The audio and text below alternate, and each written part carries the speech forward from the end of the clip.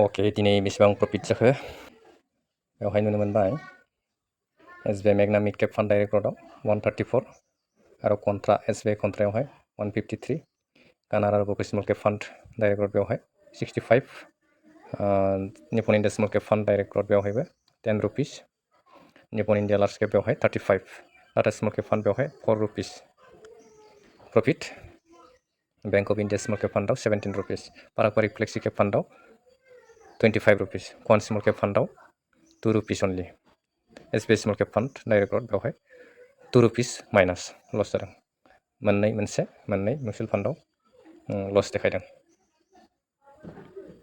मोननै मिउचुवेल फान्डआव लस देखायदों दिनैनि प्रफिटआ 438 रुपिस बेबायदि प्रफिट देखायफिनदों मैयानि मार्केटआ इन्डियान इन्डेक्सआ मा जादों बुलिश मुभमेन्ट देखायदों माने गोजौ फारसे देखायदों मैयानि दिनाव बेखायनो बेखिनि प्रफिट नुफिननो मोननाय जादों बेनिफ्राय टटेलाव 8029 बेबायदि प्रफिट देखायदों 8029 बेनिफ्राय बेखिनि प्रफिट दा बेनो बे साननैसो मार्केटआ कनसलिडेशनाव जाबाय थादों माने जायगायावनो माने थांलाय फैलाय बेवहायनो बेनो प्रफिट बेनो लस बेबायदि देखायबाय थादों दा एसआइपि एमाउन्टआ बारायबासो उनावहायसो मिन्थिसिगोन दा एसआइपिआ आंना 9000 करि सोलिगासिनो दं दा एसआइपिआ मान्थलि मोनफ्रोमबो एसआइपिनि एमाउन्टखौ खोन्थालांनोसै एसबिआई स्मल केप फान्डआव 500 करि आङो इनभेस्ट खालामदों मान्थलि फार्स्ट माने 1 तारिखआवनो बियो अट'मेटिक एकाउन्टनिफ्राय इनभेस्ट जायो दानलांनानै डिडाक्ट जानानै बियो इनभेस्ट जायो मान्थलि 1 तारिखआव जायोब्लाबो नाथाय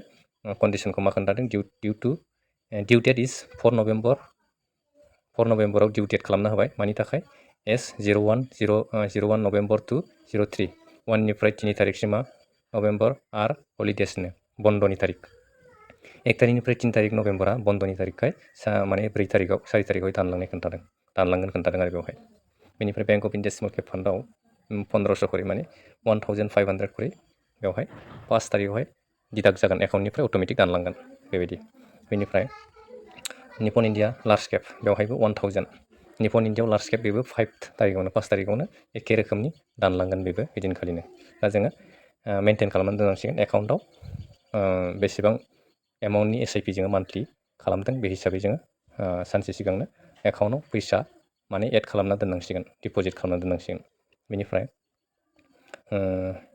निपन इन्डिया स्मल केपआव खिन्थु 2000 करि 2000 करि आङो बेवहाय इनभेस्ट खालामबाय फार्स्ट टाइमावहाय 1000 करि आं इनभेस्ट खालामदोंमोन नाथाय मास मोननै जाबाय एबार खेबसे 5 तारिखआव मोनफैयोब्ला खेबथाम जासिगोन बेयो 2000 करि बारायना होनाया थांनाय मासफोराव 1000 करि इनभेस्ट खालामदोंमोन दा बेवहाय 2000 करि इनभेस्ट खालामबाय अब्ला बेबो 5 तारिखआवनो दाननाय थांगोन बेनिफ्राय पाराक पारिक फ्लेक्सि केप बेबो 1000 करि 1K करि दाननाय थांगोन बेबो 5 तारिखआवनो लांगोन बेखौबो अट'मेटिक एकाउन्टनिफ्राय बेफोर रांखौ आङो एकाउन्टआव दोनखाजोबनांसिगोन बेनिफ्राय कन स्मल केप फान्डआवबो 1000 करि 1K करि मानो बेबो 5 तारिखआवनो 5 नभेम्बरावनो दानलांनाय जागोन एकाउन्टनिफ्राय बेनिफ्राय टाटा स्मल केप फान्ड बेवहाय 2000 करि 2K करि बेबो 5 तारिखआवनो बेबो एसआइपि एमाउन्ट डिडाक्ट जालांगोन एकाउन्टनिफ्राय बेखिनिखौ आं दिनै नोंथांमोननो शेयार खालामबाय जे आङो मान्थलि बेसेबां एमाउन्टनि एसआइपि मान्थलि बेसेबां खालामदों नै मान्थलि एसआइपि एमाउन्ट 9000 रुपिस 9000 करि आङो मा खालामदों इनभेस्ट खालामदों मान्थलि बे हिसाबै मास मोनफ्रोमबो 5 तारिख आरो 1 तारिखआवहाय बे एमाउन्टआ दानलांबाय थागोन माने सिस्टेमेटिक इनभेस्टमेन्ट प्लान एसआइपिनि फुल फर्मआ जाबाय सिस्टेमेटिक बेयो सिस्टेमेटिक आइआ जाबाय इनभेस्टमेन्ट आरो पिआ जाबाय प्लान माने मास मोनफ्रोमबो सिस्टेमजों इनभेस्ट जाबाय थायो इनभेस्टमेन्ट प्लान बेयो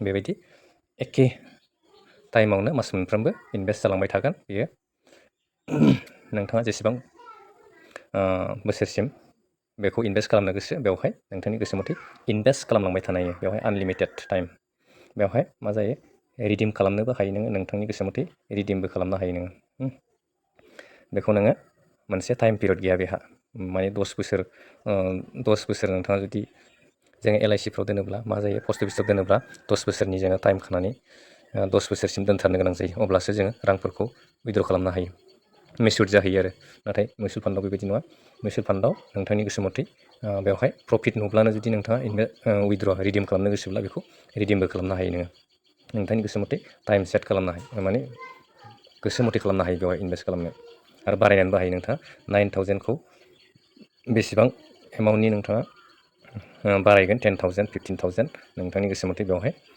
जोङो इनभेस्ट खालामलांनो हायो। जों बेवहाय डाइरेक्टलि 9000खौ 10,000 खालामनोबा बबे मोनसेयाव नोङो एमाउन्टखौ बारायनो बेखौ सेलेक्ट खालामनांगोन। बा SBIखौ नैबे SBIनि एमाउन्ट 500खौ लासैनो जुदि केपासिटि दंबावोब्ला बेखौ जोङो मा होनो एमाउन्ट जुदि बारायबावनोब्ला 500खौ 1000 करै जुदि इनक्रिज खालामनोब्ला बेवहाय क्लिक खालामनांगोन। क्लिक खालामब्ला बेबायदि अप्सन ओंखारो।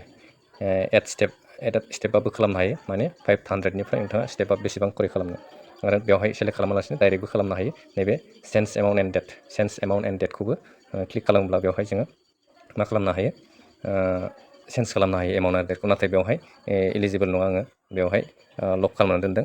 बोसोरसे जायोब्लासो हानो हागौ, दा एलाव गैथ'आ आङो।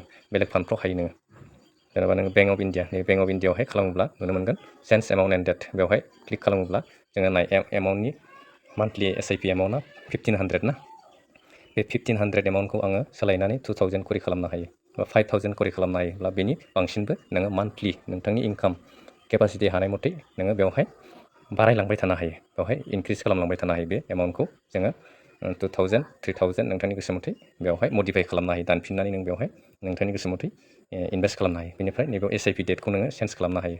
SIP डेटआ आङो 5 तारिखआव खालामदों, एभ्रि मान्थनि, मोनफ्रोमबो मासनि 5 तारिखआव नोंथाङा बेवहाय सेलेक्ट खालामोब्लानो SIP एमाउन्टआबो ओंखारगोन। नाय SIP एमाउन्ट नोंथांनि गोसो मथे बबे तारिखआव हायो बेखौ बेवहाय बबे तारिखआव हायो बेखौ जोङो आपडेट खालामफिननो हायो। नै आपडेट अपसन ओंखारदोंना, बे आपडेट अपसनाव जोङो क्लिक खालामब्लानो बे डेटखौ सेट खालाम माने सोलायनानै जोङो आपडेटआव थुना होयोब्लानो बे आपडेटआवहाय जोङो डेटखौ चेन्ज खालामनानै आपडेटआव क्लिक खालामना होयोब्लानो मा जागोन, बे आपडेटआव क्लिक खालामना होयोब्लानो जों अट'मेटिक बे माने SIP तारिखखौ जोङो चेन्ज खालामनो हायो। नोंथांनि गोसो मथे चेन्ज खालामफिनना लानो हायो। अके, बिदिब्ला बेखौ आङो दिनै नोंथांमोननो बे आइडियाखौ खोन्थानाय जाबाय। मिउचुवेल फान्डआव इनभेस्ट खालामब्ला जोङो बेवहाय खमायनोबो हायो, बारायफिननोबो हायो। एमाउन्टखौ आङो खायसेयावहाय खमायदोंबो आरो बारायफिनदोंबो। बेनिफ्राय 5 तारिखआवहाय 5 तारिख मास मोनफ्रोमबो दानलांनाय बेबायदि खालामना लाजोब्बाय। बेयो आङो मडिफाइ खालामफिनजोबदों। सिगां खालामजोबदोंमोन आङो एमाउन्टखौ, दा आङो बेखौ सेम तारिखआव खालामजोब्बाय। माखासे माथ्र नैबे SBI स्मल केप फान्डखौल'सो आङो दा सोलायथ'नो हायाखै। जाहोन दङ बेवहाय, बोसोरसेनि उनावसो हानोबो जानो हागौ। आं दा बेखौ 500 करिनो इनभेस्ट खालामलांथ'बाय थासिगोन। आङो चेन्ज खालामनो नाजादों बेखौबो 1000 बा 2000 करि SIP एमाउन्ट बारायनो थाखाय बेखौ सेस्था खालामदों। नाथाय दा माने एलाव गैथ'आ बेखौ, आङो बेखौ बारायना लानो हायासै। अब्ला नेक्स्ट इयारावहाय आं बेखौ माने ट्राइ खालामगोन SIPखौ बारायनो थाखाय। दा बेखिनियानो आङो दिनै मोजां मोनसे नोंथांमोननो मा खोन्थाबाय, SIPनि आंनि मान्थलि SIP सोलिबाय थानाय आरो माबायदि मडिफाइ खालामफिननो हायो, आं बेखौ नोंथांमोननो दिनै एसे आइडियाखौ आङो खोन्थानाय जाबाय। नोंथांमोना सोलोंना लानो हागोन मिउचुवेल फान्डआव इनभेस्ट खालामनो जुदि गोसोब्ला। आरो बेवहाय आं रेकमेन्डेसन होखायाखै, जेन'बा आंनि सेम मिउचुवेल फान्डआव नोंथांमोना माब्लाबाबो एनालाइस खालामालासिनो इनभेस्ट दा खालाम। नोंथांमोना गावबा गाव मिउचुवेल फान्ड बबेयावहाय दोननो गोसो, मोनफ्रोमबो मिउचुवेल फान्डखौ नायग्रोनानैसो, चार्टफोरखौ नायग्रोजोबनानैसो, माने इयारलि रिटार्नफोरखौ नायग्रोनानैसो नोंथांमोना बेवहाय इनभेस्ट खालामनो हायो। बेखायनो आं बेखौ नलेजनि थाखायल'सो, सोलोंनायनि थाखायल'सो नोंथांमोननो देखायनाय जादों आंनि पर्टफलिय'खौ। अके, बिदिब्ला दिनै एसे प्रफिट देखायफिनबाय। मैया लस देखायदों गोगोमनो, 1600+ बेबायदि लस देखायदोंमोन। नाथाय दिनै बेनि एसे फैफिनबाय, 430 बेबायदि सामथिं फैफिनबाय आरो। दा बेबायदिनो इनभेस्ट खालामलांबाय थायोब्लासो नोंथांनि इनभेस्टेड भेलुआ जेसेबां बारायगोन, प्रफिटआबो बारायलांबाय थागोन। नाथाय लसआबो बुरजा नुनो नागिरो। नाथाय बे लसखौ रिकभार खालामनो हायो जुदि लं टार्म दोनोब्ला। अके, दिनै मिउचुवेल फान्डनि पर्टफलिय'आ बेखिनियानो। भिडिअखौ जोबजासे नायबायब्ला भिडिअखौ लाइक खालामदो, आरो गोदानै जुदि नायदोंब्ला नोंथांमोना सापर्ट खालामदो, साबस्क्राइब खालामदो, आरो मोजां आइडियाखौ सोलोंनानै लादो। जेनेबा मिउचुवेल फान्डआव माबायदि इनभेस्ट खालामो, थांखांनाय भिडिअफोरखौ नोंथांमोना नायनानै सोलोंना लादो लासै लासैनो। अब्ला दिनैनि भिडिअ बेखिनियानो। Thank you everyone.